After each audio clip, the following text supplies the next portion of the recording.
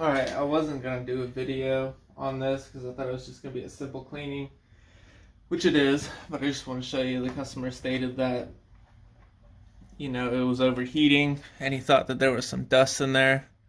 As you can see here, there's a lot more than just a little bit, and you can see scorch marks on this plate here.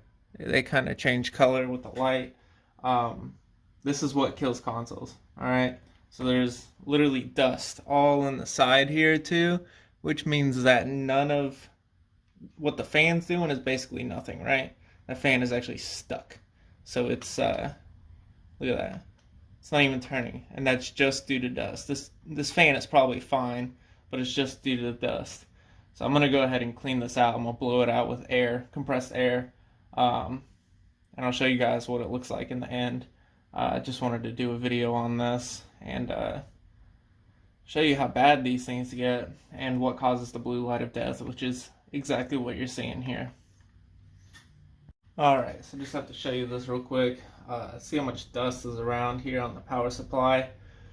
This is also what causes the power supplies to fail, besides, of course, electric surge through your surge protector. Never plug your console into a surge protector, by the way. Always plug it into the wall. A surge protector, if your power goes out, it will kill the console. However, this is also a failure point of the power supply failing and going out. I mean, once the dust gets trapped inside of there, it's game over. It's also a really big fire hazard as well. What's stopping the fan, which I'll show you later, is right here. This little radiator here. There's no light visible when you look through it because there's a layer of like lint, dust, and all that stuff, skin cells and all that. There's a layer of it within here. So I'll take this more apart and I'll show you what I'm talking about. Alright, I've accessed the motherboard. I'm just going to show you this. Underneath the motherboard, there's so much dust. As you can see here, there's a huge amount of buildup on the fan, and it's just extremely dirty. This thermal paste is doing absolutely nothing. And it's really bad when dust builds up, especially right around the APU on this board. But as you can see the bottom here, I mean, absolutely filthy. So we're going to go ahead and get that cleaned up. Alright, so this is that layer I was talking about. It is absolutely filthy, and you see how it's like a dark black? This thing probably would have caught fire if it kept running more. We need to blow that out. This is actually one of the worst ones that I've seen. Obviously not bug filled, but right there next to the fan, you can see there's a buildup at the bottom right there. The fan is also still not moving. However, I have a feeling if we clean it out, it may start moving again. But it's something we're just gonna have to look at and see if we can get that going again.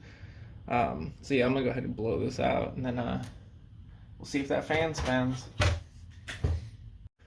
Alright, so it looks a lot better now. Now that I blew all that crap out, the fan actually spins pretty decent. I am gonna test that though to make sure it still works. You can tell the scorching is still there. That's not gonna go away. However, it looks a lot better than it did before, especially this. You can actually see through, let's see, you can actually see through that grate now, or the radiator, which you couldn't see through before. There is a lot of scorching underneath here and discoloration, as well as right here. This thing was definitely on its way out, especially when you can start seeing outlines of like the chips and stuff on the motherboard on this panel. We're also going to clean this area off here with some alcohol and put some new thermal paste on there. You can see the scorch marks from the APU on there, which is really common when they start to overheat. So you can tell that this probably wouldn't have lasted much longer, but we're going to go ahead and finish cleaning this up a little bit and then put it back together and see how it works. This is a PS4 now. As you can see, it looks a lot better than when we got it in. I've replaced the thermal paste in there. Got everything looking nice and shiny on the inside. This actually looks like a really good console, besides the fact of it being so dirty and the scorch marks. Besides that, everything else looks really good. I don't know what the lifetime is of this anymore, though, due to that scorching and how much damage has already been done. However, the board looks good, but that doesn't mean that there's no damage. So we're going to go ahead and test this out, make sure the fan works, and make sure the system works. Alright, so the fan does work. That's a really good sign. The system is on right now, and the screen pulls up, so the HDMI is fine, which is also another good thing. It's running a lot better now as well, but it looks a lot better, and I'm pretty sure that the customer will be happy with it. So I'm gonna go ahead and put it back together and call the customer. Thanks for watching. This is just a little video to show you how dirty these can get and what can cause the blue light of death or failure points on the PS4. Thanks for watching.